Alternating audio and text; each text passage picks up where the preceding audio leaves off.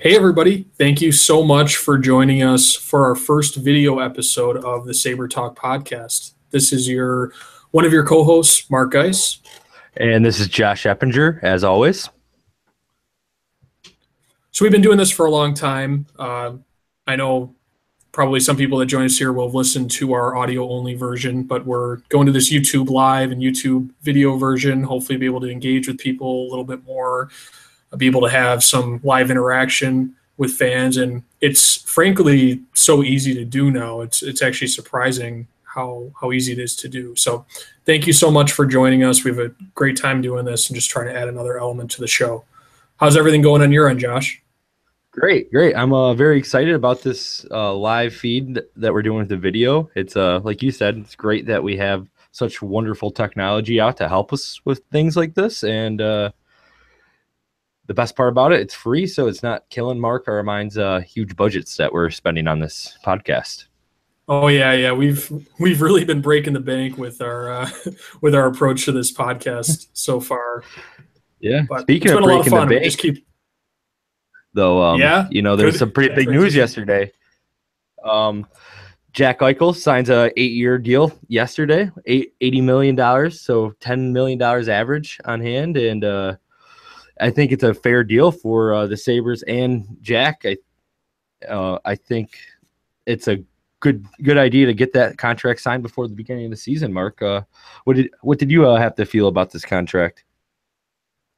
I like it. I think it was right in that range where you and I had talked about. We were hoping this would get done before the season. I think virtually every Sabres fan out there, except for some of the ones that get caught on the Sabres Cold Takes Twitter account. But I think 99.9% of Sabres fans love Jack Eichel, want him to be here long term, understand that he's the best path to a Stanley Cup for this franchise, and are happy about what happened here. And I thought the range would probably be 9.5 to 10.5, somewhere in there. I was hoping it would be closer to 9.5, but ended up being right in the middle of that range at $10 million per year. And I think that'll look better and better over time. I think it's also great for Jack. I think they came out and said that Jack took a discount to get this done and hopefully to get more players in here for the Sabres to have a little bit of extra cap space. I don't know how much I believe that necessarily.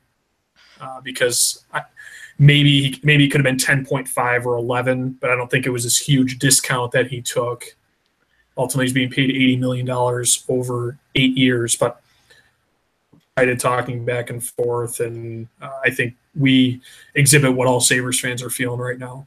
Yeah, and the thing about it, when you look around reactions around the league, some people are saying, "Are you kidding me? This Eichel, what has he proved? Well, how is he getting $10 million a year when Patrick Kane is making 10.5? Well, the thing is, we've had such bad luck with keeping free agent players once they hit free agency.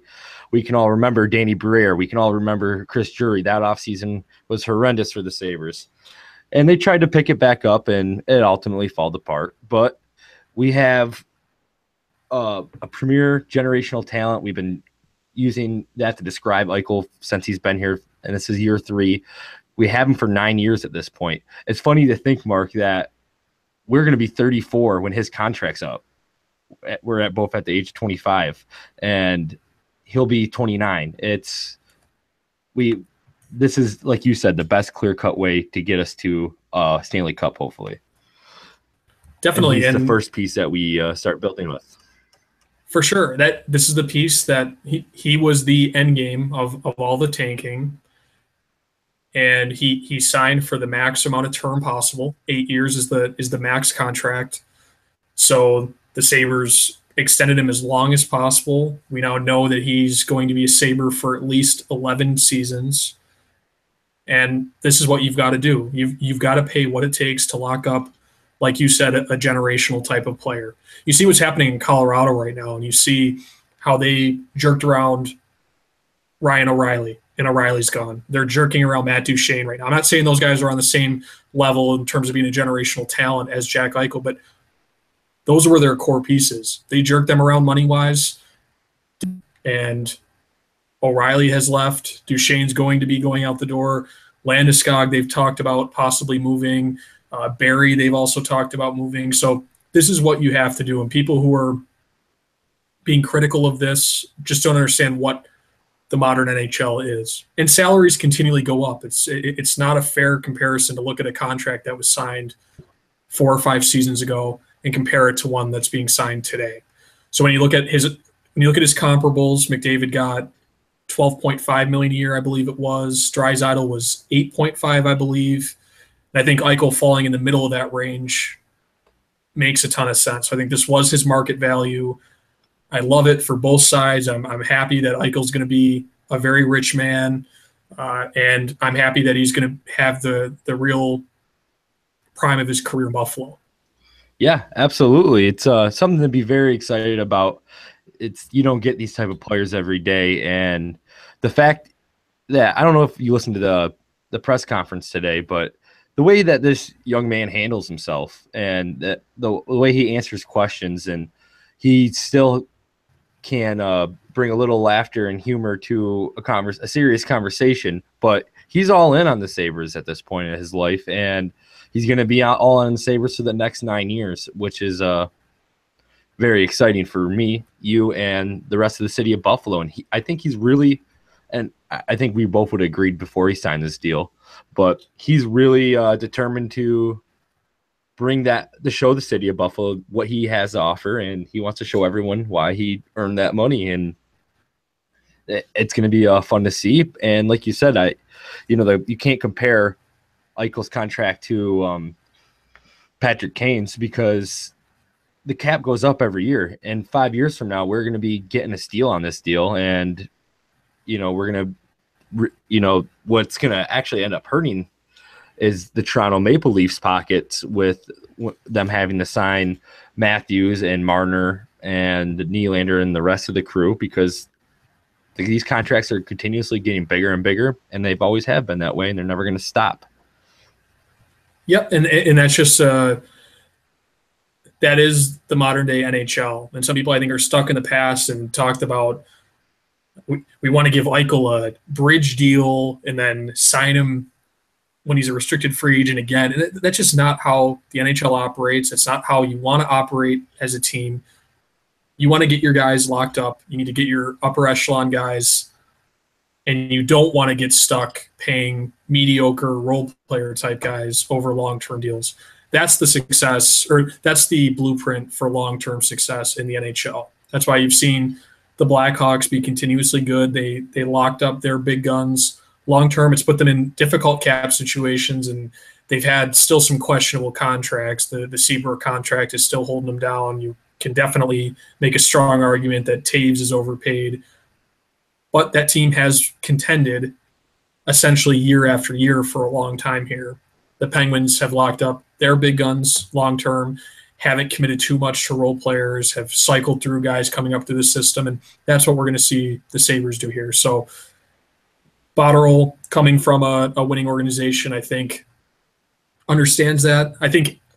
I hope that any NHL GM would recognize that when you have a player with the talent, with the upside of Jack Eichel. But overall, we can't say it's 100% perfect, but I think the Sabres are in a far better position now than they were at the end of last year.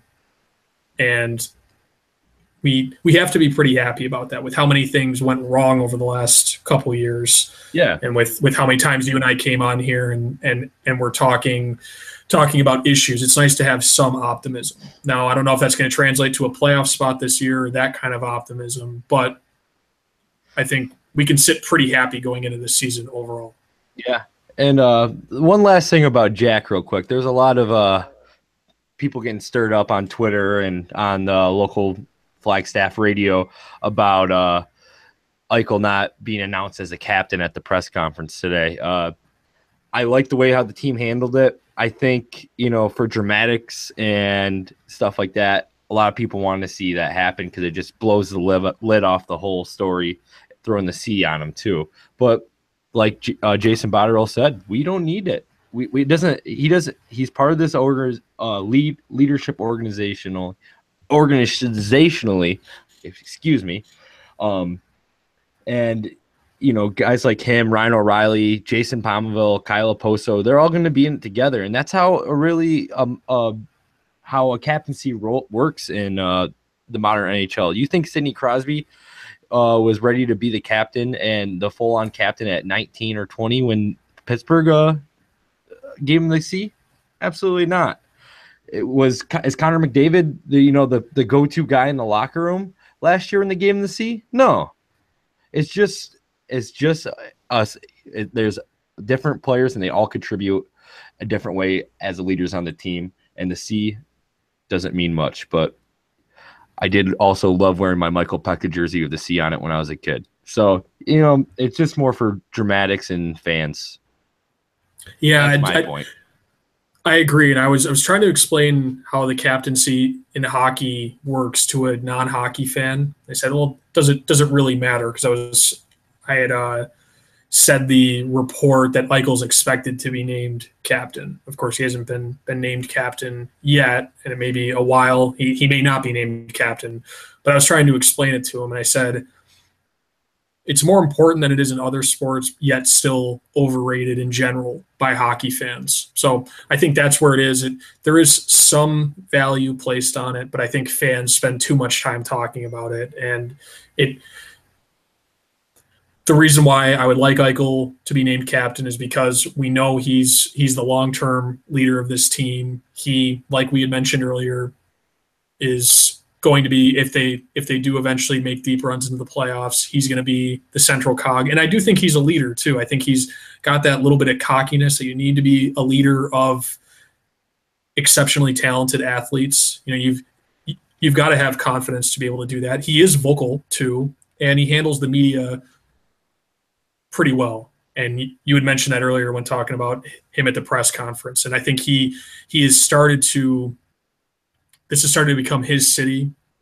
I remember us discussing it last year after that Toronto game when he had the celebration where he pounded the glass, and you could tell just he was saying, "This is my house, and I want to defend my house." And that's what happens when you become a leader of a team, when you start to embrace a city. So we're seeing all that come together, and it's only going to get stronger and stronger over time. So I completely agree. Eichel should be captain. Spend a ton of time talking about it because ultimately the leaders are going to emerge whether they're named captain or not. Absolutely. And I'm just excited. The NHL kicks off tonight. It's already kicked off. Toronto's playing tonight in Winnipeg, you said, Mark, I believe. On NBCSN right now, we got the Blues and the who's the Blues playing? I can't remember. Penguins, I believe. Yeah, the Penguins. Yeah. So we got the season started, but the Sabres season starts tomorrow night, and I couldn't be more excited for it. I thought it was a little odd. We started the season exactly the same way we did last year, at home against Montreal, a Montreal team that has been changed around a little bit. They traded out one of their high draft picks that I liked in the 16 draft with they sent Sergachev and a second round pick for Jonathan Drouin, who will be centering the first line for the Maple Leafs, making his debut in the regular season tomorrow. What do you think about what do you expect to see in this game, Mark? Yeah, I think that the Habs overall are one of the more interesting teams to talk about for that reason. They have quite a few new faces. With Carey Price in net, you're always a contender to make the playoffs. But with that roster in front of him, there are a lot of question marks. Does Drouin translate well to being that number one center? We don't know yet. It's a huge question mark. Does Galchenyuk emerge as being a legitimate top six winger when he really did struggle last year? I don't know. I can't really predict well individual games on an individual game by game basis, but the Sabres have played the Habs pretty well over time. Generally, they've done well against Price for whatever reason. I think they tend to match up well stylistically. Now, the Habs, their style may be changing here with a little bit of change to their roster, but I expect the Sabres to come out strong in this game just because of the history with the Habs and them playing the Habs strong. Now, for the first couple weeks or month of the season, I don't really expect the Sabres to do great. I don't think they're going to have their typical Sabres start to the season where they dip to last place in the conference and then have to play catch up the rest of the year. That's what we've gotten used to. But there are so many new faces here, new coach, still a lot of tinkering with the line combinations. So I'm expecting them to come out with a bang tomorrow, but I have expectations on them in the month of October. What are you thinking? Well, first things first, yeah, I absolutely agree. I'm not putting a bunch of expectations on the Sabres for the month of October. This is a brand new system. And when I talk to people while I'm bartending or anything, I let them know, the casual hockey fan, I would say, remember this, that these guys are learning a brand new system. They're going to get caught. They're going to make mistakes. But once they get into it, the team's going to, it's going to be better for the team in the long run. So I'm not expecting them to go and bust the press up and say, oh, the Sabres are, winning the month of October. They're going to struggle. And I think everyone really understands that, but it's going to be interesting to see him play against a team like the Habs. And, it's interesting to see what the Habs look like this year too, with, losing guys like Emelin and, I think they lost a lot in the back end, and they've made some moves on the forward group that they have four pretty good lines where you got, Paul Byron, who's a speedster on the fourth line with Hemsky and De La Rosa, I believe, centering that fourth line as of right now. And I've been anyone that's listened to this podcast before, I've been a big Jonathan Drouin fan for a while, and I think it'll be interesting to see him play for Montreal, being the French Canadian boy and highly sought after for years. And I'm excited to see what happens, but it's going to be interesting how the Sabres stack up of them. Yeah, I agree. Their defense is definitely depleted. The Sabres have one of the products of that defense being depleted with Beaulieu coming to the Sabres. So they're in a similar situation with a ton of new faces, especially on the back end. But they're not very deep. They've lost a lot of the depth that they had last year. So I'm not scared by this team. No, I think it's a good situation to go into. I love having a divisional game being the opening night game, and I think this is a team that the Sabres will match up pretty well against. Yeah, a 4-point game. So if they win, you always look at those divisional games as a 4-point game. I thought it was pretty funny yesterday. I don't know if you saw it. Nathan Beaulieu was getting interviewed by the media, and they asked, well, what's it like playing against Montreal on opening night? And Eichel was walking by in the background. He goes, oh, I'm Nathan Beaulieu, and I used to play for Montreal, and I used to be a Canadian. And I got a pretty good chuckle about that. So it'll be interesting. Beaulieu will have that chip on his shoulder. And I think he's someone that's really going to contribute a lot early on with this team. I think, especially with the injury of Bogosian, we're not sure if he's going to be able to make the lineup tomorrow night or not. But with Beaulieu in there, I think you're going to see a lot from him. And I think he's going to come out here and earn his stripes. He's going to be dominating the play and jumping in and earning his role on this team, because he does not want to be left behind like Montreal did to him last year in the playoffs. Well, yeah, it looks like he's going to be playing with Ristolainen tomorrow. So interesting deep pairings that we haven't gotten a chance to talk about. Bogosian is hurt. What else is new? But Beaulieu getting a shot next to Risto. I think Beaulieu looked really nice in preseason overall. He's obviously got a great toolbox. He's a good skater, good passer. I think all the skills are there for him to be a very good defenseman. And I think having patience with him and putting him in a situation like this where, you're playing with the best defenseman on the team, you are going to be playing tough minutes, probably, but this is a great situation for him. And then going up against your former team, he's got to be really excited going into tomorrow. Yeah, absolutely, absolutely, and it'll be interesting to see. It looks like Benoit Pouliot will be playing on the O'Reilly line tomorrow on the left side, uh, which will be interesting to see. You know, he's a big guy, he's a good skater, but is he going to be able to produce on that line? You know, that's a possession line. Guys that are, you know, they got to get open and make the right moves. So that's been a question mark for me this whole time, this whole offseason for me. Yeah, that spot position is very questionable because I don't like Kane next to Eichel. I know we've beaten this subject to death over time. Not a whole lot else there. I'm surprised Gergensons isn't the one going into the season on the O'Reilly Oposo line because that line looked very good in the preseason, but they've moved him down. Pouliot was pretty disappointing overall. I saw some people clamoring for him to potentially be the 13th forward going into the season. I wasn't one of the people clamoring for that, but he's being put in a position to succeed. And if you don't produce on that line, if he's not at least a serviceable cog on that line, then I'm going to start to have question marks on where does he contribute to this team? Is he going to have a top 9 role on this team?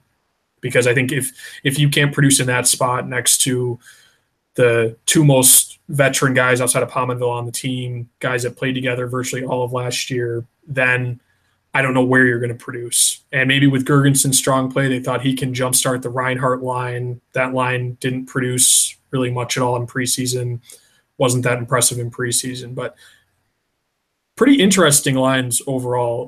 What do you think of these lines going into tomorrow night? Well, you actually just took a thought out of my mouth with Gergson's maybe jump starting that Reinhardt line with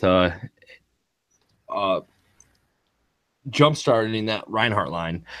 I like you. I assumed that Zygmunt Gergensons would be with O'Reilly and Oposo. Maybe we'll see.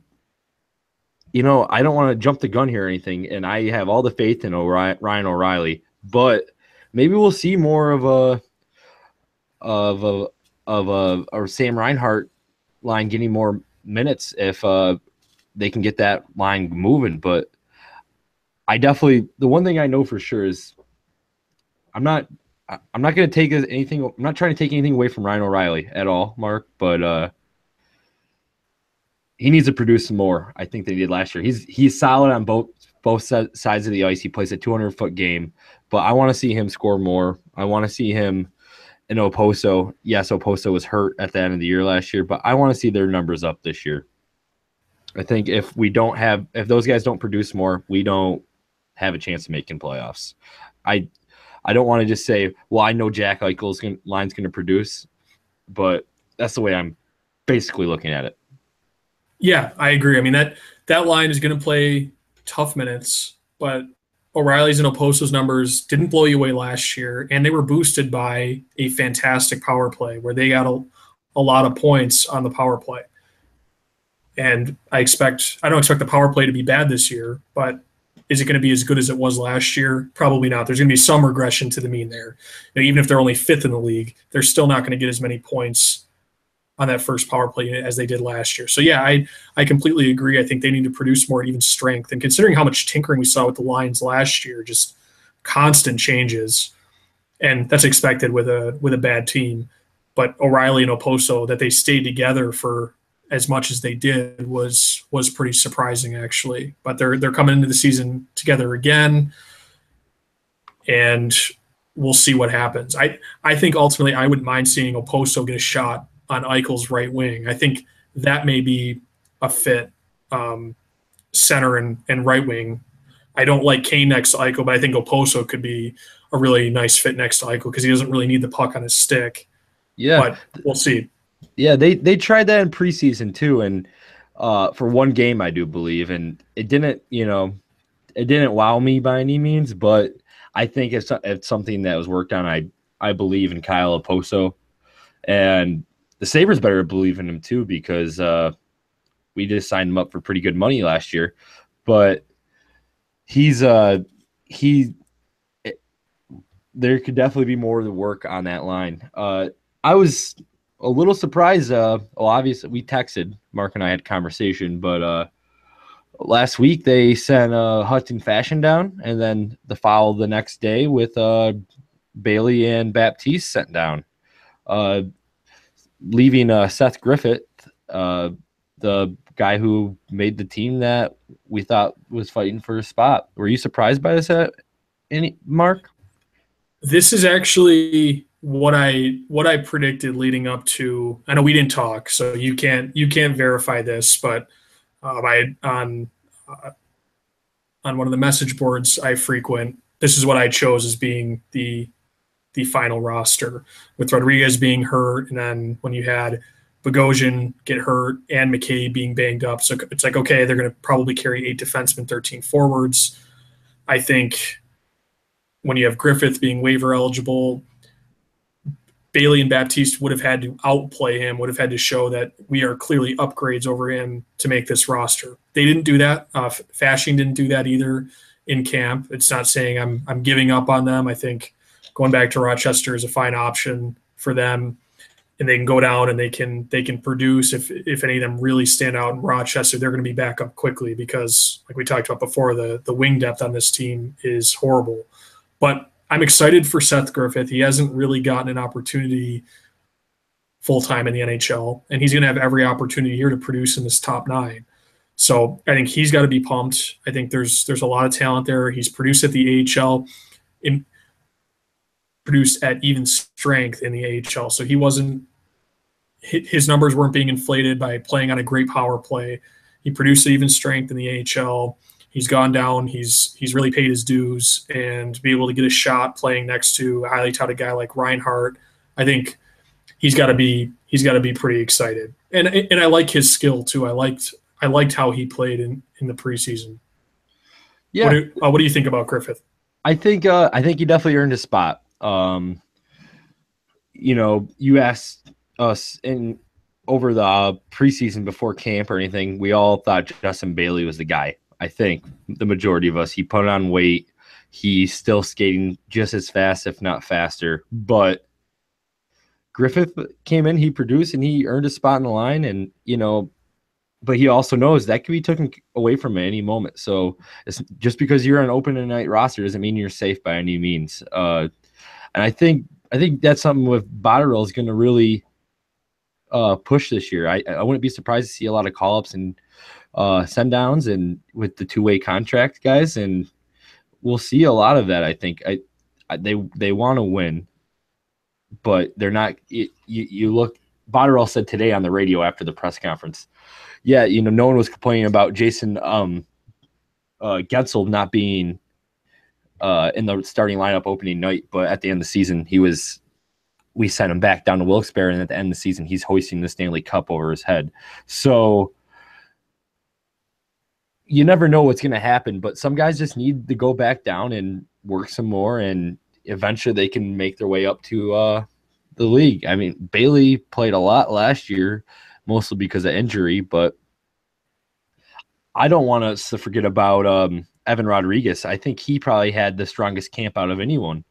Really, I think Rodriguez was one of the big winners of camp until he got hurt in preseason. And once that hand heals, who knows what's going to happen? Yeah, I think there will be a spot here for him, assuming his recovery goes fine and he doesn't need to go down and play himself back into shape or anything like that. And I agree, too. You talked about Bailey, us expecting Bailey to be the one that would win that right wing job on the Reinhart line. Once we saw that Reinhart was going to be used at center, Bailey was the one. I know I was penciling in there. A lot of Sabres fans were penciling in there. And it's the same reasons why we've talked a lot about liking Kane with Reinhart is why we like Bailey with Reinhart. What does Reinhart bring to the table? He brings hockey IQ, his positioning, his passing. Not a great skater, his physical tools aren't off the chart. But what does Bailey bring to the table? He brings a lot of those things that Reinhart doesn't. He's a great skater. He can crash the net.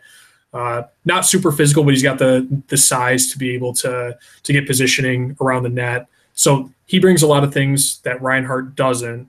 And if his development continues, I think that those two make as a pairing. But just he did not show it. I don't know if that light bulb's going to go off for him where he becomes a legitimate top nine guy, and I really hope he does. But I think one of the things I like about Bottrell, about what he's done so far, is he did bring in multiple fringe NHL, AHL type guys. And what luxury does that give you? It allows you to send down young guys who have not actually earned a spot. And they talked about with Tim Murray that his plan on the left side was for Gooley to be in the NHL this year. Well, Gooley came in, he's got a ton of tools, but he didn't win a spot. He didn't wow enough to be in the NHL this year. So they can send him down, and they've got guys like Tennyson around. They have Falk, Fadoon, a lot of these types of guys that could fill that 6, 7, 8 type role, and you can send Gooley down and let him develop. And they did the same thing, I think, to a lesser extent up front, claiming Jordan Nolan. That added to it too, gave them another 12, 13, 14 type forward who's been a long-time fourth liner in the NHL. So I really like that approach. That was one of the biggest problems I had with the Murray regime. It's a cheap problem to fix too. You have 50 contracts to work with. Last year the Sabres had, and I don't know what they finished the year with, but they still had several contract slots, and they didn't use them to address the depth. And as a result, they had to push young guys into roles that they weren't ready for. So I'm happy about that. I'm disappointed that none of the young guys came out and had a tremendous camp to make the team, but I think they did a good job of having the contingency plan in place in case that didn't happen. You gotta love that they're making them earn it. I think that's very important too. And this Bottrell really has made those moves, like you said. You said that. I completely agree with you there, Mark. It'll be interesting to see, who gets the chances once, because there's going to be injuries. You know what's going to happen. So players aren't going. Once in a while, players aren't going to produce the way they should. So we'll have to wait and see. One other guy I'd like to touch up on is Baptiste. A lot of people were hoping he had a big camp, but it seems to me that they really want him to develop a lot more than what he is currently right now, so he could eventually work his way up, possibly into a top 6 spot on this team in a year or two. Yeah, I think that's the hope with him. I think people do forget he's still only 22 years old. It feels like he's been around longer, but I think he can go down. He's going to play top minutes, get power play time in Rochester. He's shown the ability to produce at the AHL level. I think we saw a lot of the tools last year. He got a little bit of a chance to play with Eichel, and he could skate with Eichel. He can skate with top 6 forwards in the NHL. He's got some skill, but it's all about putting that together and figuring out how to produce, figuring out how to adjust when there's that millisecond less time, because the NHL is a little bit faster than the AHL. How does he adjust? And at 22 years old, he's not a top flight prospect. He's not an Eichel that's going to come in and be able to play in the league at 18 or 19. I think we can afford to be patient. But I agree with you too that it was disappointing. You keep hoping. I don't want to say expecting, but you keep hoping that the light bulb's going to come out now and we're top 9 forward. You hope that would happen with at least one of these guys. And I was actually hoping for it to happen too. I didn't think they'd be rolling with Seth Griffith in the top 9 going into the season. Yeah. But it didn't happen. Yeah. And, this is a team that lacks winger depth. I mean, high talented with this opening night roster. You got Evander Kane, Jason Ponville, Kyle Poso, Gergesons, is he really a winger or is he really a center? I mean, there's guys that can play both, but you get where I'm going with this, is that with this team, you would hope that a couple of these guys would have earned a spot, but they didn't. But let's not forget that next year we could even see a Casey Middlestat coming out of college. Did you see his highlight from his first game? Just controlling that puck around the whole net and eventually finding a way to get that puck home. I did. Yeah, it was pretty impressive. It looked like he was back playing in Eden Prairie in high school. He's got a ton of skill. That's what we've been talking about since they drafted him. You and I were both really excited about the pick, and he's exceeded our expectations since then. So it's going to be a lot of fun to be able to follow him in college hockey. I like watching college hockey a lot, and having a dog in the fight. I've become a bigger UND fan, University of North Dakota fan, but it's sometimes hard to find their games. It's great to have somebody to follow, somebody to watch, and a high-level player who very well could be in the conversation for the Hobey Baker. I don't want to get too far ahead of ourselves there, but he's going to have every opportunity to produce a lot for that team, and that team's going to be pretty good. That's a good organization for sure. The Gophers are they are a big part of college hockey. And those that don't know, Mark and if you've never heard our podcast before or listened to us before, Mark and I played hockey together growing up. We've been longtime friends, and Mark has in the last year and a half or so, Mark has moved out to North Dakota. He had a job opportunity out there. So we like to keep track of each other and talk about hockey on this podcast, mostly Sabres, but around the league. And right now, Mark is actually out of town for work in Minnesota. So maybe, he'll be rubbing elbows with Middlestat later tonight after the podcast. Who knows? I'm a little too far away probably to be running into him on the street, but yeah, I'm in Lakes Country in Minnesota right now for work, and it is cool that I watched one of Eden Prairie's games last year in the tournament. I got him on TV out here, and it's cool to see the Sabres draft a Minnesota high school kid, and I'll be rooting for him. I'm not going to be rooting for the Gophers in general. I am a University of North Dakota fan now out here. I never really had a college hockey team to be a fan of, but it's just going to be a lot of fun this year. I'm so excited for the NHL.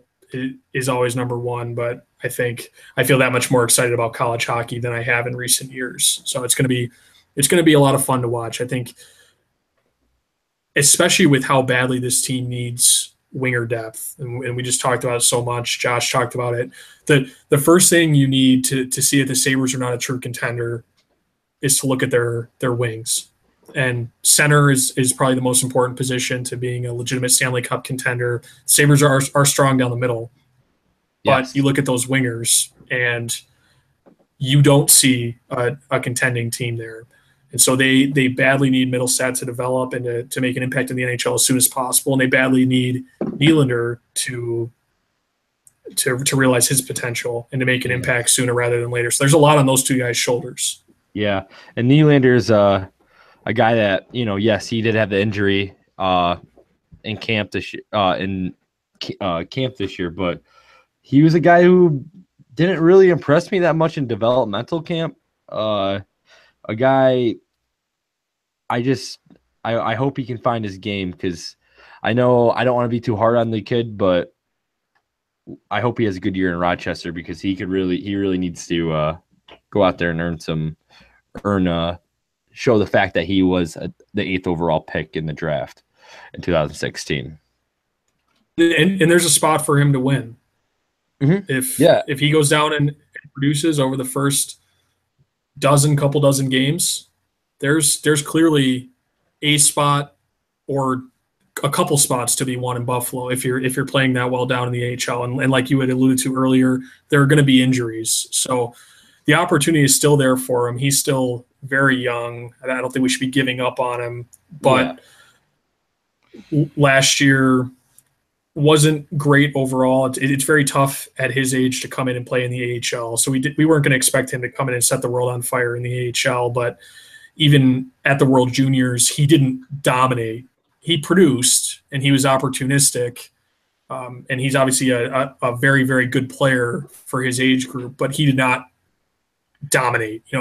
He never showed all last year that I am clearly an NHL player now. So I'm hoping he can take that step by the end of this year. I wonder if Murray would have gifted him. Sorry about that, Mark. I wonder if Murray would have gifted him a spot this year on this team if Murray was still here. Yeah, I mean, I wouldn't have been surprised by that based on what we've learned about what his plan was for Brendan Gooley. And we obviously can see now that that would have been a huge mistake to rely too much on Nylander. So thankfully the pressure is off him a little bit. They don't need him to come in and win his spot. There wasn't a spot there that he was penciled into, but it would make a huge impact if he was able to come up and produce in the top 9 at some point this year. Yeah.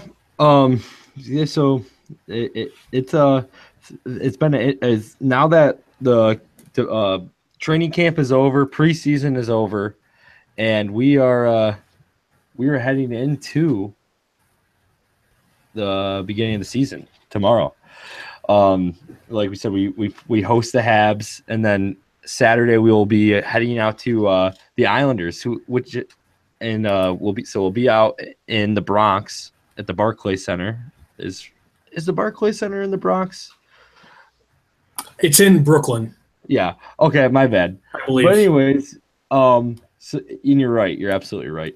So we're heading out to the Barclays Center. We're going to be playing a team that has been depleted, but maybe rejuvenate. They brought in Jordan Eberle.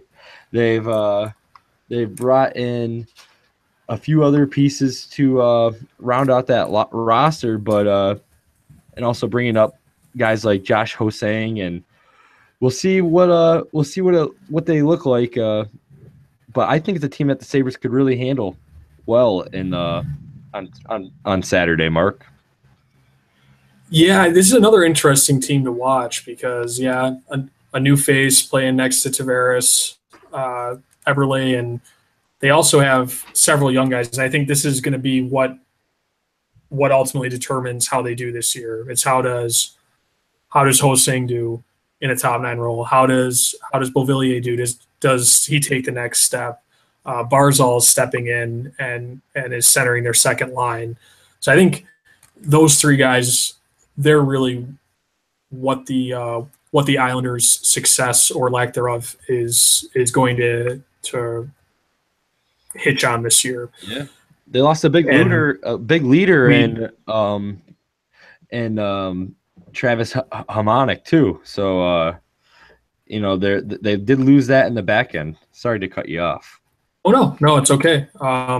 That's a big loss. Their defense should still be, probably league average or so. That it's not world beating by any means.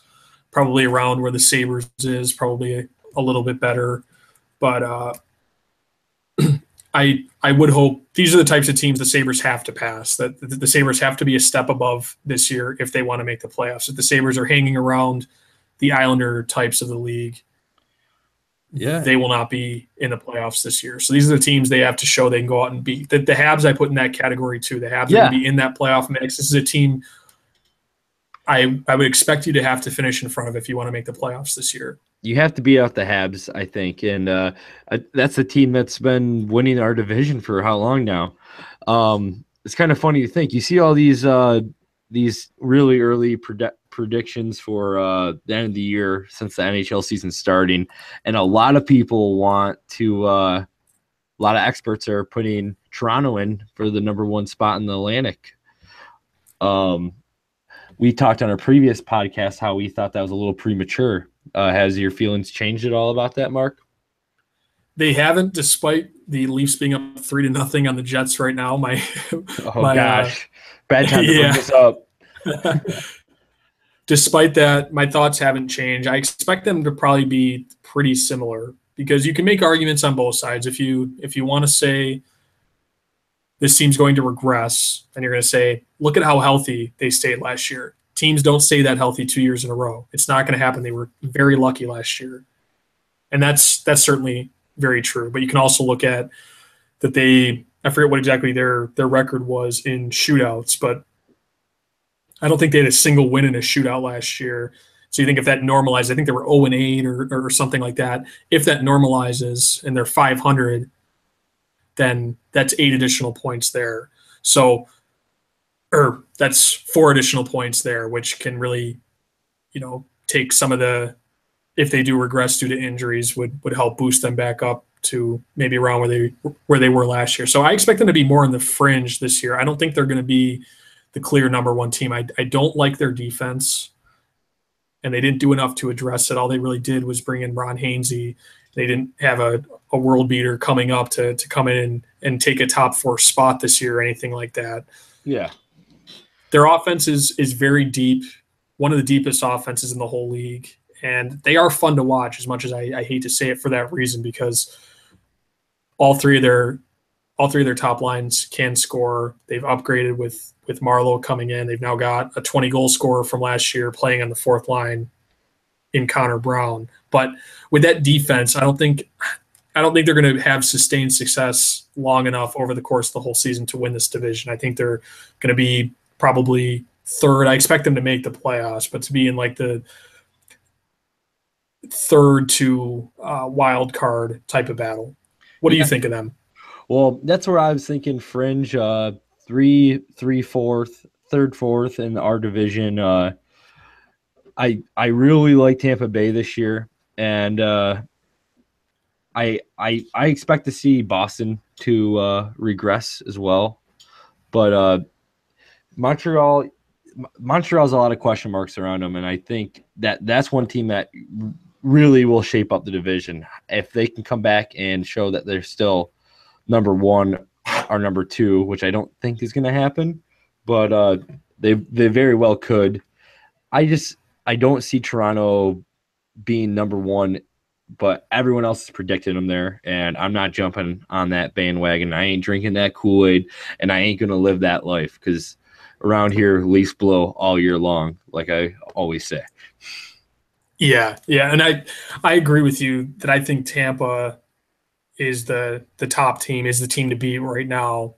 And people forget they suffered through so many injuries last year. So they kind of have the opposite issue from Toronto, or issue, whatever you want to say, that they're going to progress to the mean where they're not going to suffer as many injuries as they did last year. Their core is still in its prime. They only finished a point behind Toronto last year, despite all those injuries. Yeah. So their point differential was, or their goal differential was only 2 goals different. So I think Tampa, there's so many arguments to be made on their behalf that they're going to progress this year. I love Vasilevsky too, and I'm really excited to see what he can do over the course of an entire season. I think he will become an upper echelon goalie sooner rather than later. But yeah, a lot of the other teams in the division, I think there's going to be a big muddy area where you've got Montreal, Ottawa, Boston, the Sabres, and Florida all battling it out for that 2 spot through, and then everybody else in the battling for the 3 spot in a wild card. It's going to be a tight division. I think it's not a very strong division overall, and I think it's going to be one of those ones that comes down to the end. Yeah.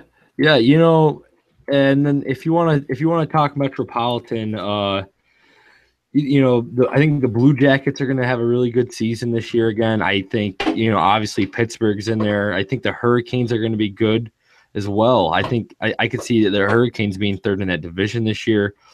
So that would be my top 3 in that Metropolitan. I'm going to be bold on the Hurricanes there. And I think the Capitals take a step back, and I think the Rangers take a step back as well. You never want to bet against a goaltender like Brendan Holtby or a player like Alexander Ovechkin, and the Capitals have been good for so long, but I'm going to say they take a step back this year, and I think the Sabres, I think they're going to be right in that mix. I think I had to put money on it now, I wouldn't put it on Sabres making playoffs, but I want to see one of that wild card spots be won by the Atlantic Division, whatever team it is. I don't want it just to be 3 teams from the Atlantic making the playoffs. I want there to be 4 and 4, or if there could be 5. The Atlantic's always been that worst division, but maybe we're going to see a resurgence this year. I think Florida last year they were missing Ekblad all season long, and I mean he's about as important as anyone on that roster for them. So I wouldn't sleep on Florida either. Last year we were all predicting them to win the Atlantic. I was, at least. Yeah, and they made some questionable moves. I think that's what's got people more down on them this year, because I would be higher on them, I think, if they had made some of the questionable moves that they had, because their roster, I think, is yeah. Some you can point at multiple. The Jason Demers trade that they just made too is a head scratcher. Mm-hmm. But I think you can make a pretty good argument. That team was also injury depleted, and they're not going to be as depleted as they were last year. And they had Ekblad for most of last year, but I don't know if he was banged up or if whatever it was, but he clearly did take a step back last year. And, without him being a stud top flight defenseman, that defensive core is completely different. So that'll be an interesting team to watch. I think you could see 4 and 4 again. 4 teams from each division.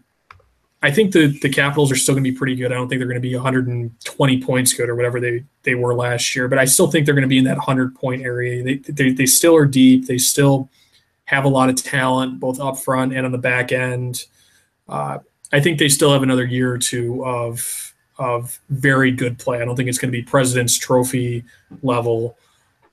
Yeah. But that division is certainly better than the Sabres. And I think you pointed out a good team, Carolina, where that defensive core is going to take a big step at some point. Is it going to be this year? I don't know. You may say that core overall is still too young for them to really develop into a playoff team. But they should be better in net this year. Yeah, absolutely. With Scott Darling and that defense with how young they are, and they have a lot of studs on that defense. I think you'll see them quickly, whenever it is, whether it's this year or next year or 2 years from now, that they're going to quickly develop into one of those decors that you're scared of. A Nashville type decor that franchise is going to be able to build around for a long time. As much as I hate to say it, we both hate the Hurricanes. I know. But they've done a good job adding talent on the back end, and they're going to be able to move one of those guys at some point, probably for another top 6 forward. I would think. It's hard for me personally not to root for a guy like Scott Darling too. I read an article about him this offseason from the Associated Press. I don't know if anyone else got to see it. I could find it again and retweet it if anyone's interested. But just about his personal story and what he's had to overcome to finally actually become a starting goalie in the NHL this year. And it's pretty interesting. I know everyone in the league has to work hard, but his story talks about alcoholism, something that I see in a lot of people as a bartender, and it's very interesting story. Very you look at the goaltender and think differently if you read the story. So good story about that, but yeah, still hate the Hurricanes. Yeah, I remember seeing when he first came up, they showed all the teams that he had played for coming up through the minors and all the obscure leagues that he played in. Eventually make it to the point where he's established in the AHL and then got a shot with the Blackhawks. So, yeah, a guy that is a cool story, and I wish he hadn't gone to the Hurricanes. Yeah.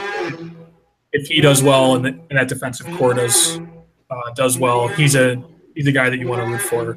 Can hear that alarm in the background on your end, and I have one near me in this building that's gone off several times each day I've been here, and it has not gone off yet, but I may have a similar alarm situation on my end at some point. Yeah, this should be the last time going through it. Ambulance call of some kind. I'm located right behind the fire hall here, so it's pointing right at us. So I apologize if if that was too loud for any listeners to hear Mark's voice. But one other game I would like to touch on before we wrap everything up too is Monday night's game. We're playing another young team, another team that's going to be fast, I do believe, in the New Jersey Devils. They have Nico Hirschner, if I'm pronouncing that right. I have no idea, but I'm probably butchering that. I probably will for a while, but he's going to be centering that second line, and we'll have the Islanders acquired Taylor Hall last year, so you got two speedsters there, and Marcus Johansson will be on this Islanders team. I mean, Islanders, Devils team as well. Player that I thought they got a really good deal on in the offseason. Johansson, I thought, was one of the better players on the Capitals and very underrated. So I think I honestly think that the Devils shouldn't have won that draft lottery, but they did. But I think the Devils will have a pretty decent season this year. Not a playoff team, but they're going to be a team striving to get up faster than the other ones, kind of like the Sabres. Yeah, they've quietly assembled a pretty decent young core up front, and getting lucky really helps. Luck always helps, and getting Hischier was a stroke of luck, but they've made some smart moves too. I really liked the Hall move last year, like you alluded to. Had another couple guys come up through their system. Their back end, I think, still isn't good enough for them to really contend in this division to be a true threat for a playoff spot. But I think they're moving in the right direction, and they've finally gotten out of that mediocrity that they were in for a long time, and they finally have some elite talent, which is what they were lacking for a long time. And this will be a team to watch. There are multiple teams like this in that division that are going to be fun to watch. We'd already talked about the Islanders, and I think the Flyers, a team that picked second in the draft and got Nolan Patrick. I think that's a team that could make a leap this year too. They may be better positioned even than Carolina, who we discussed earlier, to maybe contend for a wild card spot out of that division this year. Yeah, we'll see. We'll see if they'll win 10 games in a row and still not make playoffs. So, yeah, that was fun to watch. Another team that I really do not like, and I know that you also do not like, is the Flyers. So that was pretty funny to watch. I think another good death move for the Devils, and you might disagree with me on this one, Mark, is bringing in Jimmy Hayes off waivers. Older player, but I think a good move for the Devils. He'll be in the lineup next Monday against the Sabres. Yeah, he was. Didn't they?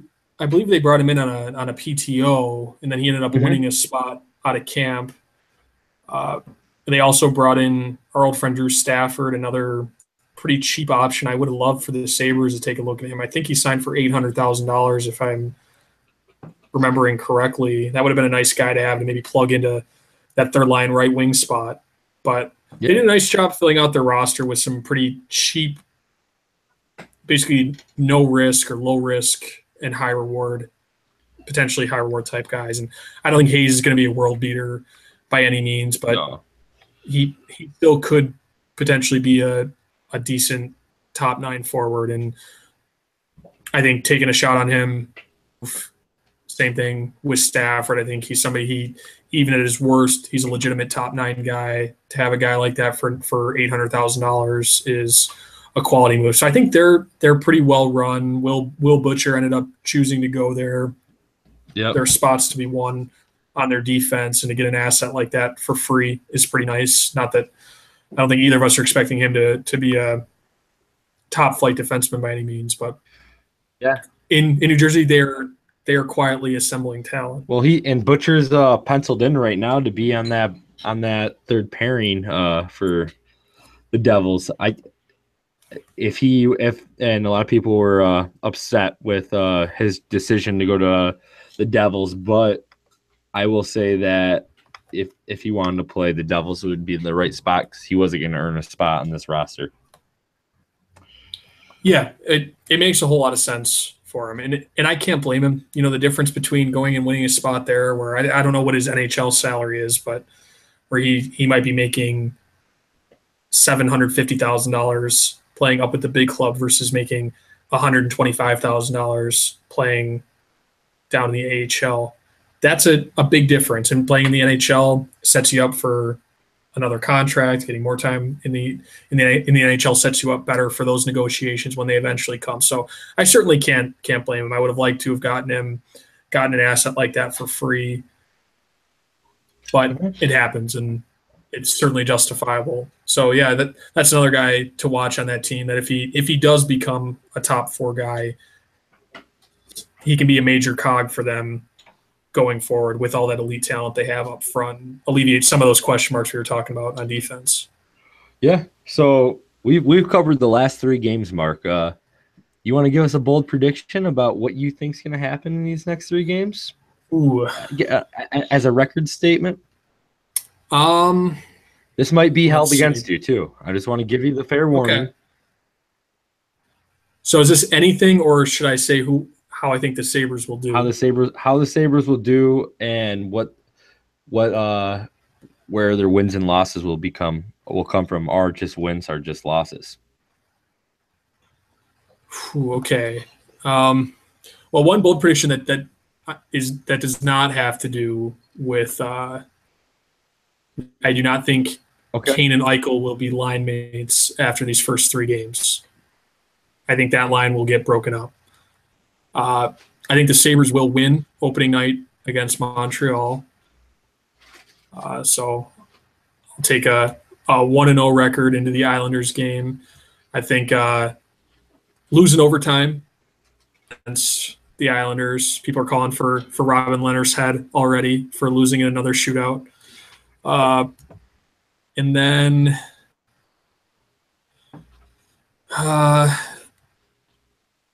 afternoon home game against New Jersey. You know this game is going to be very boring. They always are. Yep. Yeah, absolutely.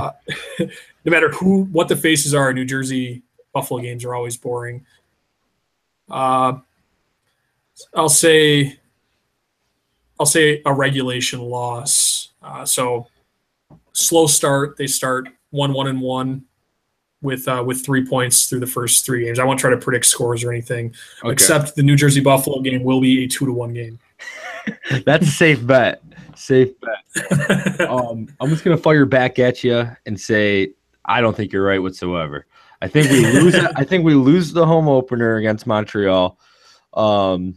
We come out and win in overtime against the Islanders at the Barclays Center, and we win 2-1 against the Devils.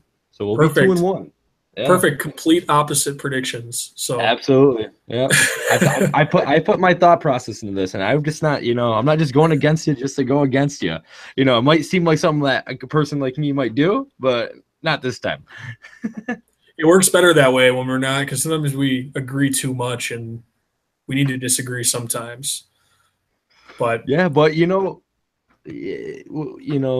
when you got 2 bright individuals speaking and going out on the public record, you gotta give your honest answer, But it'll be interesting. I really enjoyed doing this. I hope this works out well through the YouTube channel. I hope people want to come in, and after hearing this, I appreciate if we get some feedback from some of the people that have gotten this far and listened to this or watched this, and if they want to participate with us, we can figure out some ways to for them to chime in while we are going live, and we could get some reaction and let some people know what we're thinking, or we want to know what you think too. So should be exciting, Mark.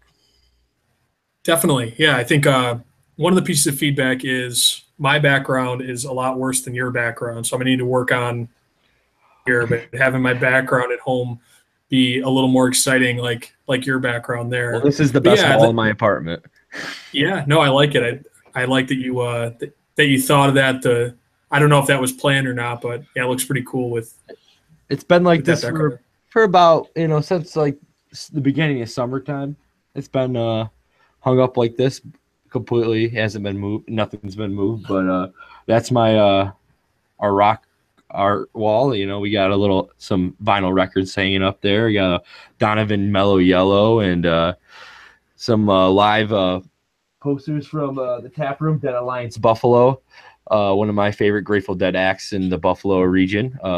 That's the first time they played here, and so there's a lot of different stuff we can hang, and we like the art in our house. So yeah, I'm sure you can just start. You should just make a Saber Talk podcast poster, and you can take it to all the hotel rooms and hang it up behind you.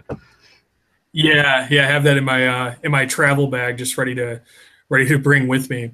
Yeah, absolutely. But yeah, like you had talked about, I think this can be fun. Hopefully the video and the audio and everything comes out well. We're kind of doing this as a dry run to see how it goes, but we can have the chat feature. We'll send out the link next time. We didn't want to necessarily add other complications beyond just video and audio, but this all went pretty smoothly, and I think it can work out really well too if we want to try to do one before games, try to do kind of a pregame type of thing. Yeah, that people will be able to come in and rather than because it takes time to put out, rather than have it come out in the middle of the game or whatever, and nobody's going to watch it at that point. That they can join us on YouTube, be able to interact with us in real time, give us real time feedback too. Maybe if they just completely disagree with one of our points, or if one of us is factually wrong, it's nice that somebody would be able to catch that. So yeah, absolutely. That's why. And if you don't want to see my ugly face, you can also just listen to us on the podcast on your podcast app on your iPhone at SabreTalk Podcast. So there's always that too, because there's someone that's actually signed up to look at this for the rest of their life, and I have a hard time just looking at it on my own screen. So it can go either way. So if you get sick of looking at this melon, just get on that Apple podcast store and check us out for free there too.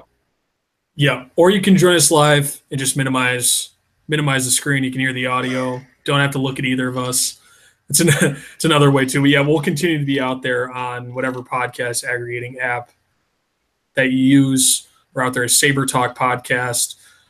We've stuck with that name this long. I'm always open to suggestions if we've got some more creative. That's not my thing. I'm not a marketing guy or anything, so I haven't been able to come up with anything super creative. But we're always open to any cool suggestions that you have. So that would be some great feedback if you've got it. Yeah. Well, is there anything else you want to touch on before we wrap this up, Mark? I don't think so. I think we didn't mention the Nick Delorier trade. I know we had talked about that briefly before we started. We don't have to worry about him coming in and out of the roster. Jordan Nolan is proven in LA that he can do that fourth line role way more effectively than Nick Delorier has ever had, and he's had multiple chances to do it. Certainly, yep. He's gotten his chances. I like the guy. That's what we've talked about over time. It's not about liking or disliking him. It's that he's not an effective NHL player. So I think Nolan, hopefully this sparks him a little bit, that he now comes in, realizes I was put on waivers. I already was pushed out of an organization. I didn't make that team. And now I've got to go in and I've got to prove that I'm a legitimate NHL forward if I want to get another one-way contract next year, if I want to stay in the league next year. But he's shown that he can do it. He's got the size and the skating. I think that's one thing. You look at him, he's huge. He's actually a fairly decent skater, especially for a fourth liner. And he's been physical in the past, but a big knock on him last year is that he wasn't that physical. But I think this is a great opportunity for him to come in. There's ice time to be won. They don't have a guy like him. They don't have a bigger guy that can fight the middleweight types or even heavyweight types. I guess he would likely lose, but there was nobody else really like him besides Delorier on the roster. So I think it's a great opportunity for him. I liked the move. not much to complain about. I haven't really seen anybody complaining too much about it. Yeah, no, I haven't either. And it's safe to say that we won't run into any issues because we had Dominic Hasek night the other night, so Ted can come on and watch his son Jordan play whenever he wants. Yeah. Those jokes never get old. Oh, I'm sorry, I couldn't help myself. Maybe it'll be the third. Maybe the third time will be the charm for a Nolan and the Sabres organization. But it was nice to see Ted come out too and say that the Sabres organization has been good to their family, and that Jordan was very excited to come because his dad had a good experience here. So I liked it. It was another type of move that we talked about earlier, that they brought in veteran type guys, so you don't have to gift spots to players that aren't ready, to players that haven't actually earned it yet. And best part about it, no more Nick Delorier. And he was traded for Zach Redmond, another depth defenseman type, has some NHL experience. I don't know a ton about him. I know he was with Colorado a couple years back, and it looked like he was going to maybe become an NHL regular. But more defensive depth never hurts, and the Sabres definitely have plenty of that now in the organization. Yeah, and it's going to be fun for it's going to be good for Rochester. I know we talked about it last podcast, but Rochester is going to be a team that, can go out there and compete, and I think they're a playoff team in the AHL this year for sure. So it'll be fun following Rochester as well. Yeah, there's certainly no excuses not to. Olmark looked really good in camp. Mm-hmm. So assuming the Sabres don't have injury issues with Leonard or Chad Johnston, don't have to have Olmark up a majority of the year, having him down there is big.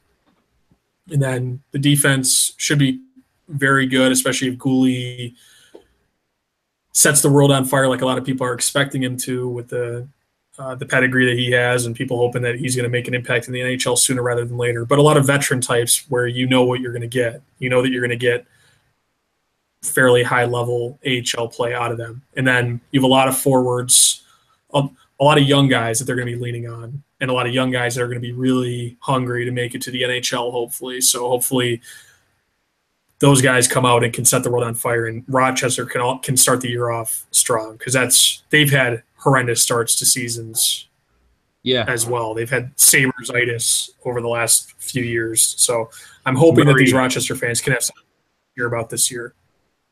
Yeah. Murray definitely put them on the back burner for way too long. But this has been fun, Mark. I've enjoyed this. I guess if I had to throw it, since you threw out one bold prediction about Eichel and Kane, I will throw out the bold prediction that we'll probably talk before we'll know, but I'm going to say in 6 games, Reinhart will be back on wing. Nice. Pretty bold prediction. Yeah. Yep. I mean, we'll see. But it's just I felt bad because I didn't throw one out yet. So yeah, no, it's always good to have some of those statements to be able to come back to and think about it. And I can certainly see that happening, where they've got Larson playing on the wing right now, and if we talked about Pouliot, if he's not able to produce on that line, things start to get dicey. Maybe Griffith doesn't look great too on the wing, and now all of a sudden what already doesn't look like good wing depth looks like depth. So that certainly could happen, and we'll see if anybody can produce next to Eichel. It kind of remains to be seen. But awesome. We each have a bold prediction. Anything else on your end?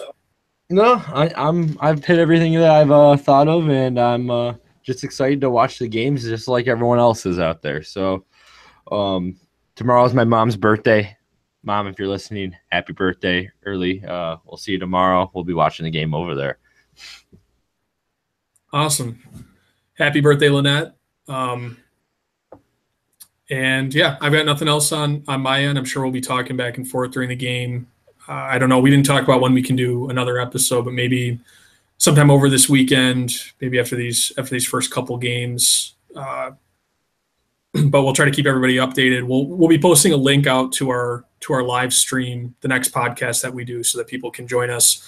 Like we talked about before, I didn't want to complicate things too much this time, but thank you to everybody that watches this and or listens to this. We really enjoy it. Hopefully, you guys enjoy the opening nights of NHL hockey as much as Josh and I do. Yep. Go Sabres. All right.